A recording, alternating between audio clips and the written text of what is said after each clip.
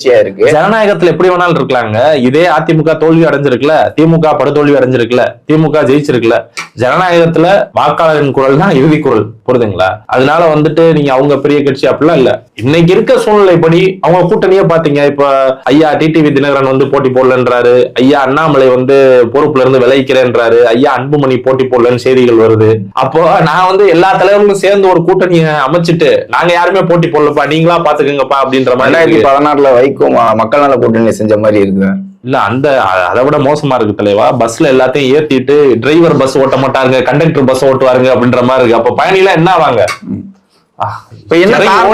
வேற கட்சி நோக்கி போயிருவாங்க. அதிமுக பலவீனம் தானே இப்படி ஒவ்வொருத்தவங்களும் நகர்றதுங்கிறது பலவீனம். கண்டிப்பா கண்டிப்பா. அவங்க அதுதான் இப்ப தளபதியோடதே என்ன இருக்கு, நீங்க எது கேட்டாலும் டெல்லின்றீங்க. அப்ப கட்சியை காப்பாத்திக்கிறதா உங்க முனைப்பு இருக்கே தவிர மக்களுக்கு நல்லது செய்யணும், தேர்தல் அரசியல ஜெயிக்கணும் அப்படின்ற என்ன இருக்க மாதிரி தெரியல.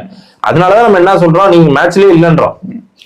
விஜய் அவர்கள் பேசும்போது கூட பாஜக தலைமையில இருக்கக்கூடிய மற்ற கட்சிகள் மற்ற பலர் அப்படிங்கிற மாதிரி அதிமுகவை சொல்லாமே சொல்லியிருக்காரு. அவரு தளபதிக்கு அரசியல் தெரியாதுன்னாங்க, ஆனா அவர் ரொம்ப அழகா சொன்னார். இவங்க பின்னாடி சொல்லிட்டே இருக்க வேண்டியதான் அவருக்கு அரசியல் தெரியாது. இன்னைக்கு பாருங்க எவ்வளவு நல்ல விஷயம் நடக்குது பாருங்க. தளபதி வந்ததுனால இன்னும் ஆளுங்கட்சியா இருக்க திமுகவால கூட்டணி வந்து இறுதி வடிவம் கொடுக்க முடியல, புரியுதுங்களா? இது நிறைய பிரச்சனை இருக்கு. நீங்க எல்லாரும் நினைக்கிறீங்க எப்பா 2 மந்திரி தானப்பா காங்கிரஸ் கொடுத்துடலாம்ல அப்படின்னு நீங்க நினைக்கிறீங்க. ஆனா இங்க அப்படி இல்ல விஷயம். இப்ப திமுக வந்து ஒருவேளை இறங்கி வந்து காங்கிரஸ் நமக்கு வேணும்பா அப்படின்னு இறங்கி வந்து ஒரு 2 மந்திரி ஒத்துக்கிறாங்கன்னு வச்சுக்கோங்க, அடுத்து என்ன நடக்கும்? எல்லா கட்சியும் கேட்பாங்க, கம்யூனிஸ்ட் நாங்க எனக்கும் கொடுன்னுவாங்க, ஐயா திருமாவளவன் எனக்கும் கொடுங்கன்னுவாரு. அது ஒரு பிரச்சனை வந்துடும். இன்னொன்னு, தேர்தலுக்கு போறதுக்கு முன்னாடியே கூட்டணி இல்லாம நாங்க வந்து பலவீனமான கட்சி அப்படின்னு திமுக தன்னைத்தானே ஒப்புக்கொண்டதாயிரும். அதுதான் இங்க பிரச்சனை. நீங்க எல்லாரும் நினைக்கிறீங்க ஐயோ என்னடா இத்தனை மந்திரில ஒரு 2 மந்திரி கொடுக்க முடியாதா அப்படின்ட்டு. இங்க அது காட்சி இல்ல. என்ன பிரச்சனை அப்படின்னா தன்னைத்தானே பலவீனமா ஒப்புக்கொண்ட மாதிரி ஆயிரும். அதிமுக கூட்டணியோ திமுக கூட்டணியோ அந்த கட்சியில வந்து இந்த ஆட்சியில் பங்குங்கிறத பேச்சுகள் போயிட்டு இருக்கு. அதுல காங்கிரஸ் மட்டும் பேசுது, அங்க வந்து டபுள் இன்ஜின் சர்க்கார் அப்படிங்கிற மாதிரி சொல்றாங்க. ஒருவேளை ஆட்சி பிடித்த பிறகு சட்டப்பேரவையில அமைச்சரவையில இடம் பெறுவாங்களா அப்படிங்கிற மாதிரி இருக்கு.